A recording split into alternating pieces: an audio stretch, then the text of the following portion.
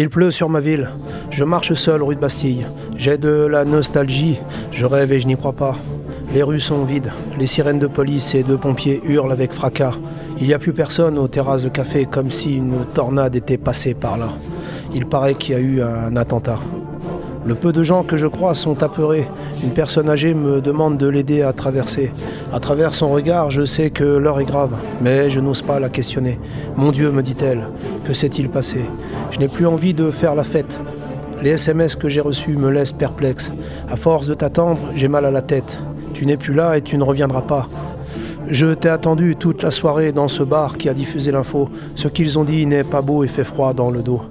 On devait finir la soirée dans ce pub rue Charlot, mais tu me laisses au bord du caniveau et je ne trouve pas les mots pour te dire que tu me manques déjà et que j'ai le moral à zéro. Je t'aime ce soir, plus que les autres jours. Comment imaginer te perdre pour toujours? Je suis triste en pensant à ce qu'il t'est arrivé.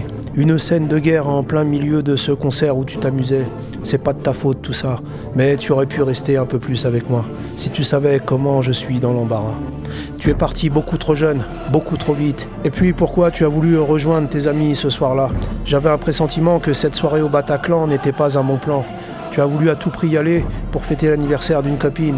Tu m'avais juré que ce serait une soirée clean et que demain tu serais tout à moi pour aller se balader rue Saint-Louis-en-Île.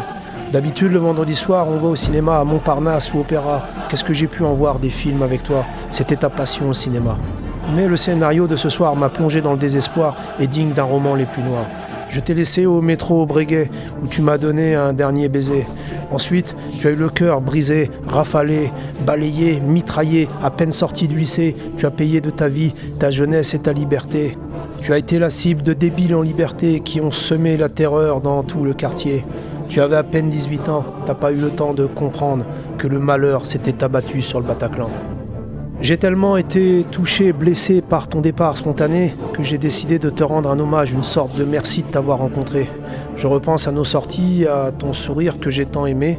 Mais maintenant, je n'irai plus dans ce café rue des Pyrénées où je t'ai rencontré pour la première fois et où tu aimais tant les glaces au chocolat. Je suis bien seul pour te dire ces quelques phrases que j'ai du mal à prononcer.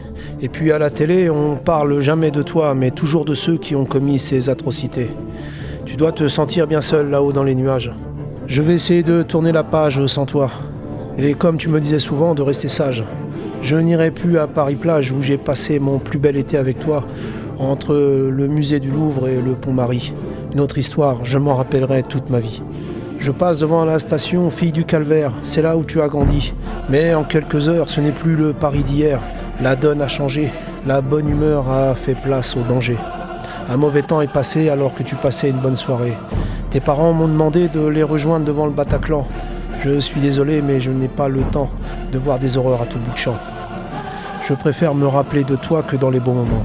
Je te dis adieu, je te souhaite bon courage, en espérant que ce deuil en finisse. Et je voulais aussi rendre un dernier hommage à tous ceux qui ne sont pas sortis vivants de ce précipice.